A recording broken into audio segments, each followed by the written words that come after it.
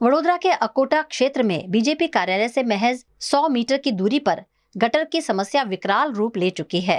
Gutter overflow होने के कारण सड़कों पर गंदे पानी का रेला बह रहा है, जो अब आसपास के सोसाइटी के मुख्य गेट तक पहुंच चुका है।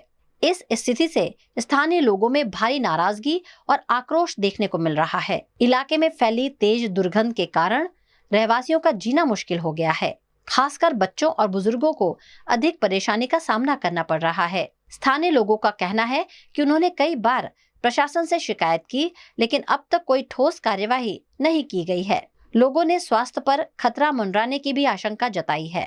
वोर्ड बार समस्याओं भरमार आ एक एवो विकासशील विस्तार है ज्यां छेल्ला 2 વર્ષથી वन साइड ज रोड है। ये तो पूરું नतुं थयुं અને હવે પાછી ગટરની સમસ્યા।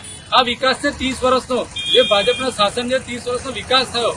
વિચાર કરો, આવો વિકાસ કરશે તો વડોદરા ક્યાં જઈને અટકશે। એટલે કહેવા માંગુ છું, આવનારા ઇલેક્શનની અંદર નગરપાલિકા ન એટલે નળ, ગ એટલે ગટર, ર એટલે રોડ, એટલે નગરપાલિકા મતલબ જ આ છે રોડ, રસ્તા, ગટર। એટલે આ વિષયને લઈને થતું ઇલેક્શન એટલે નગરપાલિકાનું ઇલેક્શન। એટલે આ વખતે વિચાર કરજો, જો વિચારીને વોટ આપજો। ભગવાનના નામ પર બહુ વોટ આપી દીધા, હવે કામના નામ પર વોટ આપજો। જરૂરી થઈ ગયું છે પરિવર્તન વોર્ડ 12 માં।